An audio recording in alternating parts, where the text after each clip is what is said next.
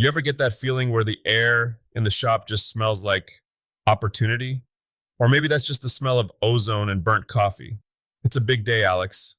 The world is short on builders, but the sparks are flying in the right direction. Every time you say opportunity, my bank account flinches because I know you found a new specialized tool you absolutely require for the collective good of the show. Guilt is charged, but today I'm looking at the big picture. We're talking about a massive shift in the trades. If you've been sitting on the fence about moving from a cubicle to a welding hood, the universe is practically screaming at you right now.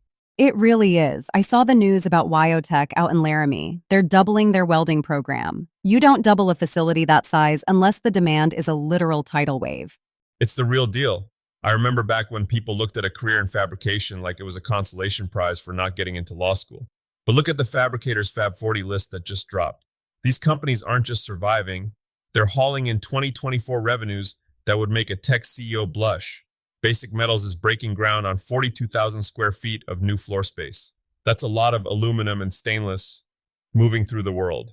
It's reinforcing what we always say here. The physical world isn't going anywhere. You can't 3D print a bridge or a skyscraper skeleton without someone who knows how to melt metal together perfectly. But I keep seeing people jump in without the foundation. It's like they want to bake the cake before they know what flour is. You hit the nail on the head. I was hopping around Electrician Talk this morning, which, by the way, is a goldmine of grumpiness and wisdom, and they were honoring guys who have been in industrial maintenance for 50 years. 50! Think about the changes they've seen. They started with relays and vacuum tubes and moved to microprocessors. And the common thread for those legends? They didn't just learn to pull wire. Exactly. Everyone wants to grab a pair of lineman's pliers and start twisting, but those old-timers will tell you, if you don't respect the theory, the electricity won't respect you. We're seeing a lot of level 1 newbies asking for the shortcuts, but you've got to sit down with Ohm's law. You need to understand how DC basics work in your marrow. I remember once, back in my early days, I spent 3 hours trying to troubleshoot a motor starter because I was just swapping parts. I was a professional part changer. My mentor walked up, looked at me like I was a puppy who just tripped over its own ears, and asked me why the voltage was dropping across the coil. I didn't know because I hadn't looked at the math. I was just guessing. That's a long, hot way to spend a Tuesday, let me tell you. It's the difference between being a technician and being a guy with a toolbox. If you understand the why, the how becomes obvious. Speaking of things people don't want to look at the math for, can we talk about the maker-mogul side of things? Because honestly, Tiger, some of these pricing strategies I see on the internet are basically just organized charity. Oh, don't get me started. It breaks my heart. You see these beautiful Cactus Lady boutique items, real high-end artisan work, and the person selling them is barely making enough to cover the electricity for the lights in their shop. They're guesstimating. I think it's worth $50 is not a business plan. It's a wish. Right. And the biggest lie makers tell themselves is that their time is free because they enjoy the work. If you wouldn't hire a guy for $20 an hour to do this for you, why are you paying yourself 5? To move from a hobbyist to a mogul, you have to be cold-blooded about your clock. Help me break down the batching thing. People always get tripped up there. They track how long it takes to make one item, but that's not the real number, is it? Not even close. If I'm making one dovetail box, it might take me 4 hours because I'm setting up the jigs, finding the right blade, and measuring 7 times. But if I make 10, the setup time gets divided by 10. You have to track a full week of production with a stopwatch. See where the minutes are leaking out. Maybe it's the 10 minutes you spend looking for the tape measure you just put down. I've lost cumulative years of my life looking for that one specific pencil that's currently behind my ear. I was going to point that out, but I figured I'd let you suffer. So, the maker-profit formula is basically materials plus labor hours times your rate, plus overhead, plus a margin for the business itself. That's it.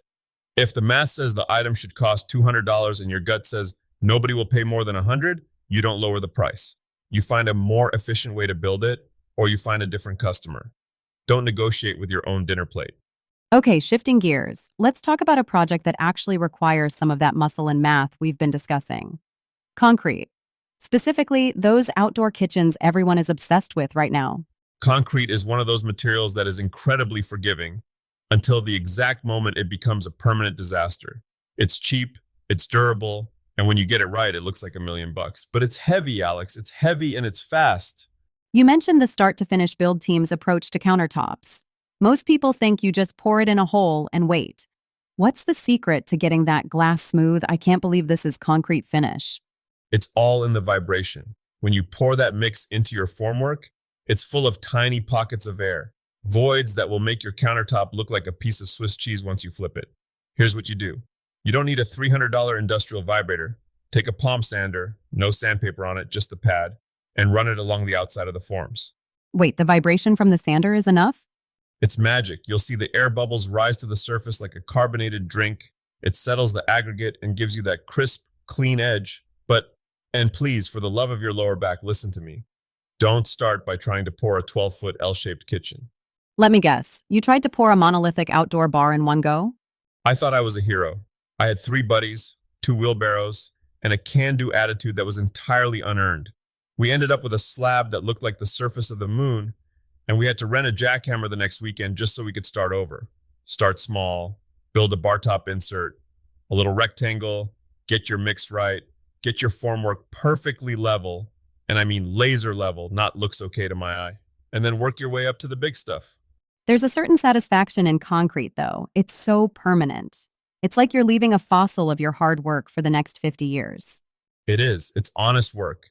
Like the welding or the electrical theory or the pricing math, it all comes down to respecting the process. If you try to cheat the physics or the economics, the project will find a way to let you know, usually by failing loudly in front of your neighbors. Well, I think we've given them enough to chew on today. From the boom in the metal trades to the cold, hard logic of your shop rate and the vibration of a perfect countertop. It's a good time to be a maker. Just remember, whether you're striking an arc or pouring a slab, the quality of the finish is always decided in the prep work. Don't rush the foundation. Wise words. Where are you heading today? The welding table or the accounting ledger? Neither. I'm going to find where I put that pencil that was behind my ear 10 minutes ago. It's gone again. Check your other ear, Tiger. Oh, right, there it is.